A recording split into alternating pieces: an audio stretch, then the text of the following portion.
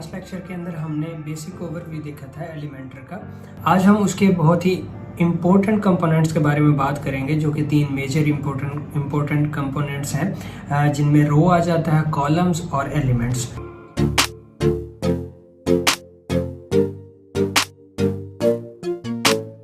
अस्सलाम वालेकुम। Last lecture के अंदर हमने बेसिक ओवरव्यू देखा था एलिमेंटर का। आज हम उसके बहुत ही इम्पोर्टेंट कंपोनेंट्स के बारे में बात करेंगे, जो कि तीन मेजर इम्पोर्टेंट कंपोनेंट्स हैं, जिनमें रो आ जाता है, कॉलम्स और एलिमेंट्स। इन सब को हम बारी बारी डिस्कस करेंगे। आज के लेक्चर के अंदर हम डिस्कस करने वाले हैं रो को। ओके, तो चलें चलते हैं लैपटॉप स्क्रीन के ऊपर और रो के अबाउट देखते हैं कि क्या चीज़ें होती हैं उसके अंदर और किस तरह से उनके डिफरेंट ऑप्शंस, लेआउट, उसके बाद स्टाइल और एडवांस के बारे में बात करेंगे। तो हम आ चुके हैं स्क्रीन के ऊपर और इसको मैं बेसिकली कट कर देता हूँ। और यहाँ पे जैसे मैं क्लिक करूँगा तो हमारे पास एक रो सेलेक्ट करने की ऑप्शन आ जाएगी, जिसके अंदर हम डिफरेंट स्ट्रक्चर चूज़ कर सकते हैं। मैं अभी के लिए बेसिक यही स्ट्रक्चर यूज़ करता हूँ। इसके अंदर एक जो कॉलम है वो बाय डिफ़ॉल्ट ऑटोमेटिकली आ जाता है। अब ये जो ब्लू लाइन है, ब्लू सिलेक्टेड है, ये हमारे पास कंप्लीट रो है। हमने इस पर क्लिक किया तो ये सिलेक्ट हो गई और हमारे पास इसके जो ऑप्शंस हैं, तीन तरह के ऑप्शंस हैं, लेआउट, स्टाइल और हमारे पास है एडवांस। इसको हम रो भी कहेंगे, इसको हम सेक्शन भी कह सकते हैं, राइट। टेक्निकल टर्म में आप रो कह सकते हैं, लेकिन एलिमेंटर की टर्म में आप इसको सेक्शन बोलेंगे, राइट। तो ये सेक्शन है हमारे पास और यहाँ पे देखिए हमने सिलेक्टेड और इसके डिफरेंट ऑप्शंस हैं। तो चलें देखते हैं बारी बारी इसके अंदर क्या क्या ऑप्शंस हमारे पास आ सकते हैं। सबसे पहले हमारे पास ऑप्शन है कंटेंट विड्थ। आप इसको मैं इसके अंदर एक एलिमेंट डाल देता हूँ, तब आपको समझ आ जाएगी। अगेन मैं चलता हूँ इस रो की सेटिंग्स के अंदर। अगर कंटेंट ऑप्शंस जो है वो कंटेंट विड्थ जो है वो बॉक्स्ड है, मतलब यहाँ पे देखें लेफ्ट साइड और राइट साइड से दोनों तरफ से जो स्पेस है वो छोटी हुई है। अगर मैं इसको फुल विड्थ कर दूंगा तो लेफ्ट और राइट साइड से कोई भी स्पेस बाकी नहीं रहेगी। कॉलम गैप, अगर यहाँ पे एक से ज़्यादा कॉलम होंगे, लेट्स सपोज अगर यहाँ पे कॉलम है, इस कॉलम को मैं डुप्लीकेट कर देता हूँ, तो यहाँ पे देखें इसको मैंने सेलेक्ट किया। जो इस सेक्शन के अंदर कॉलम्स हैं उसके अंदर गैप्स कितना होगा ये आप यहाँ से डिसाइड कर सकते हैं। इनकी हाइट क्या होगी, ये आप इस पूरी रो की हाइट क्या होगी ये आप डिसाइड कर सकते हैं। अगर फिट टू स्क्रीन करेंगे तो यहाँ पे देखें जितना स्क्रीन है हमारे पास उतनी इसकी जो है हाइट हो चुकी है इस पूरी उसकी, राइट। तो अभी मैं ये क्यों यूज़ होगा आगे चल के बताऊँगा।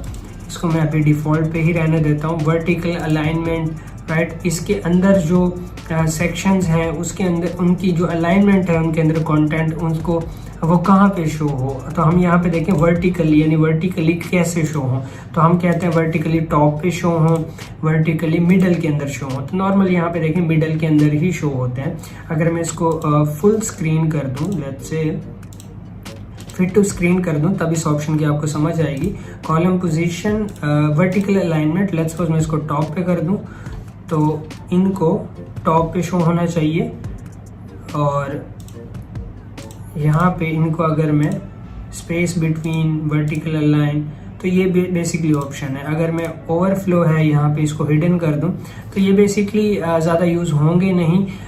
इनको अभी मैं आपको इसलिए नहीं समझा रहा, आप कंफ्यूज हो जाएंगे। आगे वाले लेक्चर्स के अंदर इनको हम डिटेल में डिस्कस करेंगे जब हम डिज़ाइन कर रहे होंगे प्रॉपर, और वहाँ पे बेसिकली इनका ओवरफ्लो का हमें यूज़ करना पड़ेगा। तो अभी के लिए आप इनको इग्नोर कर सकते हैं। उसके बाद यहाँ पे हमारे पास स्ट्रक्चर है। मैं दोबारा लेआउट पे जाता हूँ, इसको डिफ़ॉल्ट पे ही कर देता हूँ। और यहाँ पे हमारे पास स्ट्रक्चर है। यहाँ पे देखें ये दोनों कॉलम्स जो हैं वो इक्वली स्पेस ले रहे हैं, लेफ्ट और राइट। अगर मैं चाहता हूँ कि ये कॉलम थोड़ा ज़्यादा स्पेस ले और ये कॉलम थोड़ा कम स्पेस ले, तो मैं किस तरह से करूँगा। यहाँ पे देखें 63/33, मतलब जो लेफ्ट वाला कॉलम है उसके पास जो स्पेस होगी वो 63% होगी और राइट वाले के पास 33%। लेट्स सपोज आप इसको डिलीट कर देते हैं और यहाँ पे बटन लगा देते हैं, तो यहाँ पे देखें इस तरह से वर्क कर रहा है। ओके, तो इसी तरह से हम वापस रो की सेटिंग्स में ही जाते हैं और यहाँ पे देखें सेक्शन को स्ट्रेच कर सकते हैं। HTML टैग, आप यहाँ से इसको स्पेसिफाई कर सकते हैं कि ये सेक्शन किस टैग के अंदर होगा। तो इसको डिफ़ॉल्ट पे ही रहने दें, आप इसको ना छेड़ें।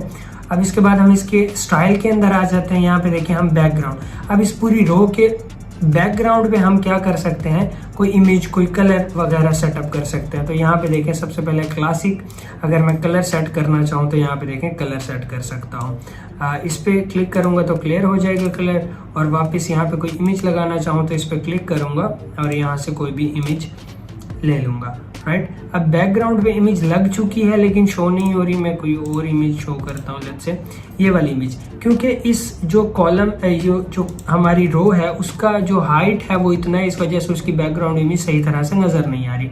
तो वापस चलेंगे और हम इसको जो कॉलम है हमारा उसको हम फिट टू स्क्रीन कर देंगे, जिससे हमारा ये नज़र आ जाएगा, ठीक है। इस तरह से ये हमारे पास नज़र आ रहा है, ओके।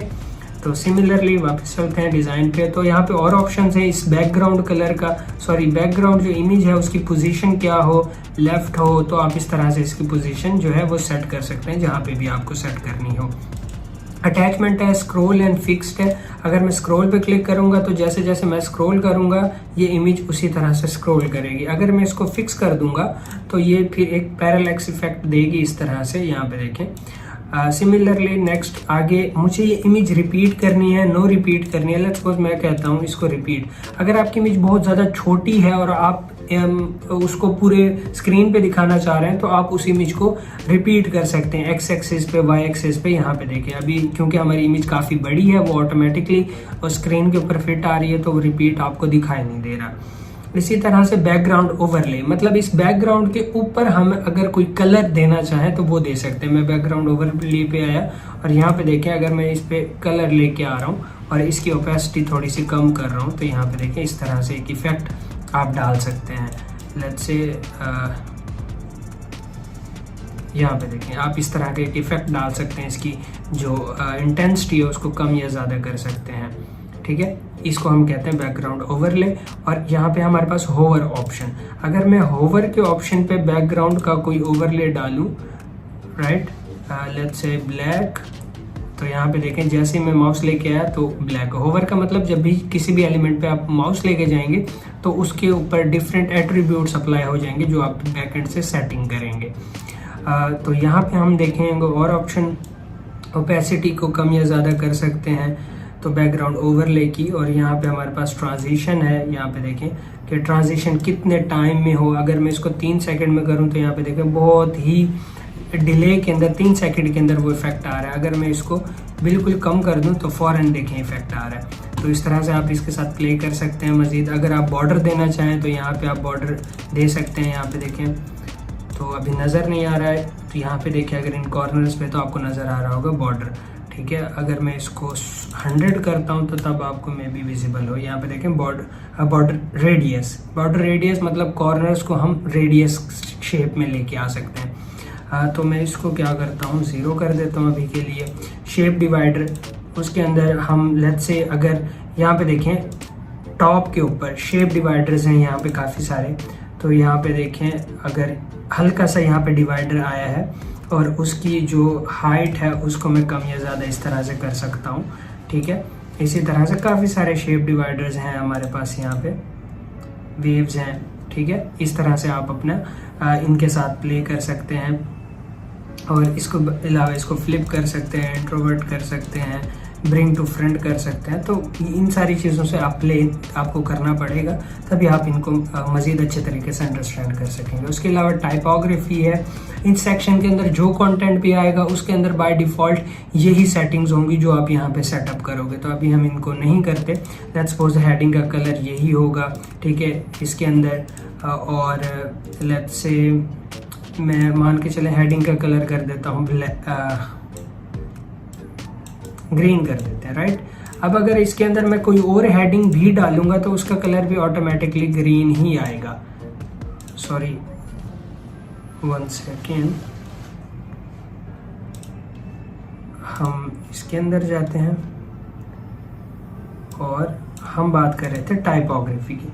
तो बेसिकली जो सेक्शन है उसका ऑटोमेटिकली लेना चाहिए, लेकिन बैकएंड के डिज़ाइन के अंदर जो कि डिज़ाइन सेटिंग्स यहाँ पे होती हैं वो ऑलरेडी जो डिफ़ॉल्ट सेटिंग्स हैं वो अप्लाई हुई हैं, इस वजह से वो हमें डिफ़ॉल्ट पे वो नहीं शो करवा रहा, राइट। तो यहाँ पे जो आप सेटिंग्स करेंगे वो सेक्शन के अंदर ऑटोमेटिकली बाय डिफॉल्ट आ जाएंगे और उनकी अलाइनमेंट भी। ओके, तो ये हमने लेआउट की बात कर ली और स्टाइल की बात कर ली। अब बात करते हैं हम एडवांस के ऊपर। तो सबसे पहले हमारे पास ऑप्शन होता है मार्जिन का। मार्जिन का मतलब ये होता है कि हम अपना जो सेक्शन है, रो है, अगर हम उसको मार्जिन देंगे, मार्जिन का मतलब हम स्पेस देते हैं, राइट। मार्जिन जो अप्लाई होता है वो ऊपर से नीचे, लेफ्ट और राइट से अप्लाई होता है। लेट्स से अगर मैं इसको मार्जिन दूँ यहाँ पे, लेट्स से यहाँ इसको मैं सिलेक्ट कर लेता हूँ और इसको मैं अनचेक कर देता हूँ और मैं टॉप पे मार्जिन देता हूँ सिंपल।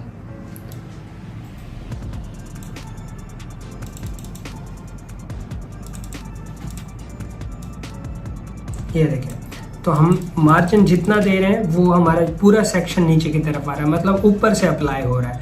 तो सिमिलरली अगर मैं इसको बॉटम से दूं तो बॉटम पे, क्योंकि हमने कोई और चीज़ ऐड की नहीं हुई, तो मज़ीद में इसको देखें, यहाँ पे देखें हम बॉटम पे हम मार्जिन दे रहे हैं, तो इसको हम मार्जिन कहते हैं बेसिकली स्पेसिंग को। और अगर बात आ जाती है पैडिंग की, पैडिंग का मतलब ये होता है कि अंदर की तरफ से, जैसे ये एक बॉक्स है, इसके अंदर की तरफ से वो चीज़ें अप्लाई होंगी, ये भी स्पेसिंग ही की ही टाइप है। तो इसको अगर मैं देखें पैडिंग इंक्रीज करूं, लेट्स से मैं राइट से पैडिंग इंक्रीज कर रहा हूं, तो यहाँ पे देखें अंदर की तरफ से जो हमारे पास टॉप, ये मैंने टॉप पे सिलेक्ट कर रहा हूँ, तो हमारा सेक्शन वहीं पे है, लेकिन उसके अंदर जो कंटेंट है उसके ऊपर पैडिंग या उसके ऊपर स्पेसिंग पड़ रही है। तो लेट्स से मैं इसको अगर राइट की तरफ से दूं, तो यहाँ पे देखें राइट की तरफ से स्पेस आना शुरू हो रही है और हमारे जो एलिमेंट्स हैं वो लेफ्ट की तरफ जा रहे हैं। तो इस तरह से आप मार्जिन एंड पैडिंग के साथ प्ले कर सकते हैं, मोशन इफेक्ट दे सकते हैं अपने इनको, राइट, इस तरह से।